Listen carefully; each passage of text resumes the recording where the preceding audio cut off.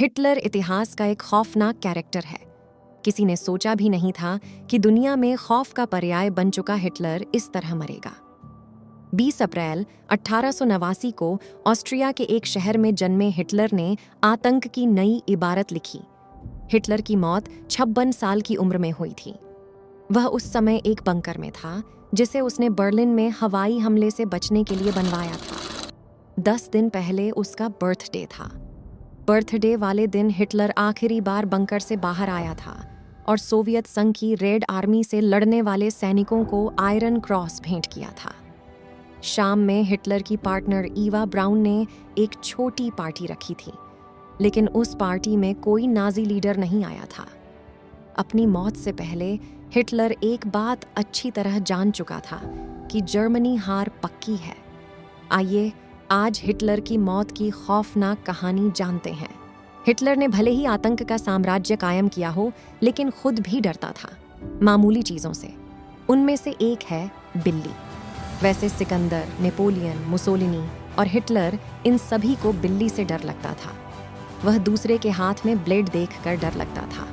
वह बाल कटाने और दाढ़ी बनवाने से भी डरता था और खूब चिल्लाता था। उसे ऐसा लगता था कि लोग उसकी जान लेना चाहते हैं। इस डर की वजह से वह अपनी दाढ़ी खुद बनाता था। हिटलर नहीं चाहता था कि कोई उसके गले के पास ब्लेड लेकर आए। हिटलर ने भले ही आतंक का साम्राज्य कायम किया हो, लेकिन खुद भी डरता था मामूली चीजों से। उनमें से एक है बिल्ली। वैसे सिकंदर, नेपोलियन, मुसोलिनी और हिटलर, इन सभी को बिल्ली से डर लगता था। वह दूसरे के हाथ में ब्लेड देखकर डर लगता था। वह बाल कटाने और दाढ़ी बनवाने से भी डरता था और खूब चिल्लाता था। उसे ऐसा लगता था कि लोग उसकी जान लेना चाहते हैं। इस डर की वजह से वह अपनी दाढ़ी खुद बनाता था। हिटलर नहीं चाहता था कि कोई उसके गले के पास ब्लेड लेकर आए। हिटलर ने भले ही आतंक का साम्राज्य कायम किया हो, लेकिन खुद भी डरता था मामूली चीजों से। उनमें से एक है बिल्ली। वैसे सिकंदर, नेपोलियन, मुसोलिनी और हिटलर, इन सभी को बिल्ली से डर लगता था। वह दूसरे के हाथ में ब्लेड देखकर डर लगता था। वह बाल कटाने और दाढ़ी बनवाने से भी डरता था और खूब चिल्लाता था। उसे ऐसा लगता था कि लोग उसकी जान लेना चाहते हैं। इस डर की वजह से वह अपनी दाढ़ी खुद बनाता था। हिटलर नहीं चाहता था कि कोई उसके गले के पास ब्लेड लेकर आए। बर्लिन का युद्ध 16 अप्रैल को शुरू हुआ था। उसके बाद मित्र देशों की सेनाएं धीरे धीरे बर्लिन की ओर बढ़ रही थीं। हिटलर के पास जवाबी कार्रवाई करने के लिए पर्याप्त संख्या में सेना नहीं थी। उस स्थिति में हिटलर ने अपने कमांडरों के खिलाफ शाब्दिक हमला शुरू कर दिया। फिर उसने घोषणा कर दिया कि हम जंग हार चुके हैं। उसने एक चिकित्सक से सुझाव भी मांगा था कि कैसे आत्महत्या की जाए। चिकित्सक ने उसको साइनाइड की गोली लेने या सिर में गोली मार लेने का सुझाव दिया था। नाजी पार्टी के अन्य लीडरों को यह बात चल गई थी कि हिटलर आत्महत्या की योजना बना रहे हैं। उन लोगों ने पार्टी को अपने कब्जे में लेने की योजना बनाई। उन्हीं लीडरों में एक था हरमन गोरिंग। हिटलर ने इसे तख्तापलट का प्रयास करार दिया।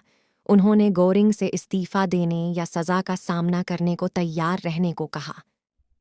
इसी बीच नाजी पार्टी के एक शक्तिशाली लीडर हेनरिक हिमलर ने मित्र देश की सेनाओं के समक्ष आत्मसमर्पण का प्रस्ताव रखा, जिसे मित्र देशों ने ठुकरा दिया। इसके बाद हिटलर ने हिमलर को गिरफ्तार करने का आदेश दिया, लेकिन किसी ने भी हिटलर की बातों पर ध्यान नहीं दिया। पहला ऐसा मौका था जब हिटलर बेबस हो गया था। कोई उसकी बात सुन नहीं रहा था। हिटलर जान चुका था कि अब कोई चारा नहीं बचा है। 29 अप्रैल को आधी रात के बाद उसने बंकर में एक छोटे समारोह में ब्राउन से शादी की। फिर उसने अपनी अंतिम वसीयत तैयार की, जिसे उसने अपनी निजी सचिव को सौंपा और सोने चला गया। इसी कालखंड में जब हिटलर को 28 अप्रैल 1943 में इटली के तानाशाह मुसोलिनी के मारे जाने की खबर लगी, तो उसके मन में डर बैठ गया। तानाशाह हिटलर को लगा कि जैसा मुसोलिनी के साथ बर्ताव किया गया है, शायद उसके भी साथ ऐसा न हो जाए। दुनिया भर में अपनी क्रूरता से डर का माहौल पैदा करने वाला हिटलर हार के डर और मुसोलिनी के साथ हुई बर्बरता से इतनी बुरी तरह से टूट गया कि उसने खुदकुशी करने का फैसला कर लिया।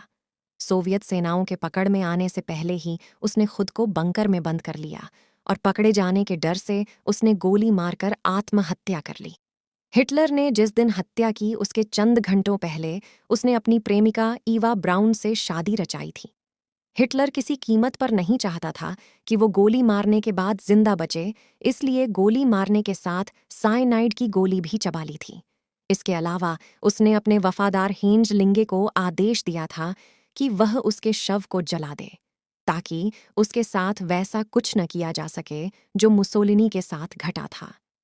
हिटलर व ईवा ब्राउन के द्वारा आत्महत्या करने के बाद हेंज लिंगे ने वादा निभाते हुए उनके शवों को चांसलरी के बगीचों में पेट्रोल